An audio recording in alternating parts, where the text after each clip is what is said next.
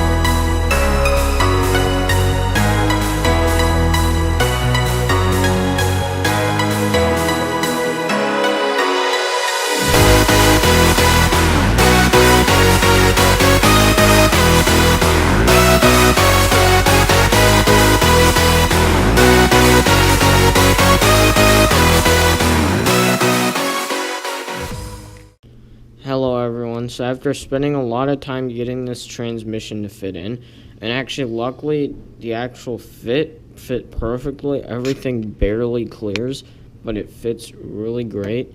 And even like some of these links, which are getting really close to touching it, the rod ends on the links, they're really not touching it. Also, the chassis is kind of touching it, has like barely any clearance, but like everything fit in there, which was something that surprised me. I thought I was gonna have to cut some stuff, but everything fits, so that's really nice. And for the front drive shaft, nothing changed, it's the same length, so I was able to keep the same drive shaft. But for the rear drive shaft, I had to switch to a smaller one, which I found in the Axial parts bag, and I just switched it out. And however, that means that now there's Driveshaft Binding, as you can see.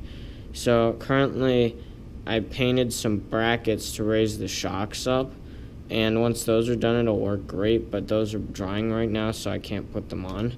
But once those go on, everything will be done. And I already tested it with some paper versions, and I tested them also before I painted them, and they worked. So it's guaranteed to work without it. So now I'll show you the different gears, which I also set up on this transmitter. And so I set it up so when you press this button, the servo switches gears, and you have to wait for it to connect. There. So if you can look at this link here, see, it moves forward, and then sometimes it gets kind of stuck because of the way the transmission works. And I'm actually going to lift that up. So, see, it barely really moves, but that's enough. That's all it needs to switch the gears.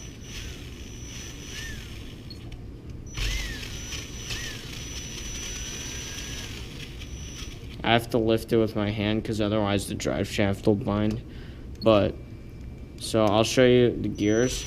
So this is the lower speed, I think. So yeah, so this is high speed, high torque, and low speed.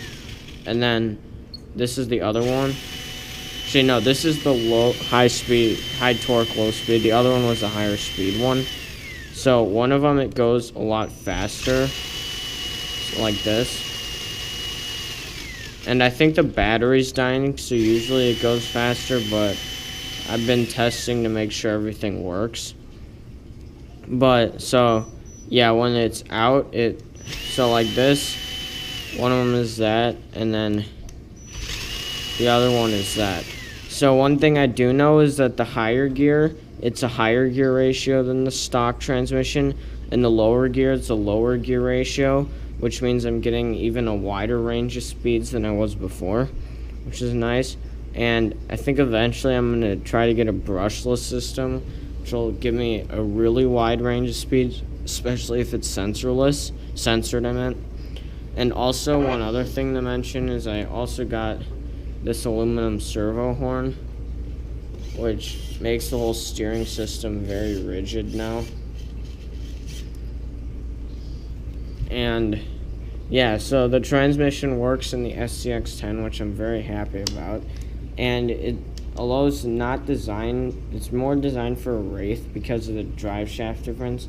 Also, because I'm using these extra long shocks, it did require some extra mounting brackets.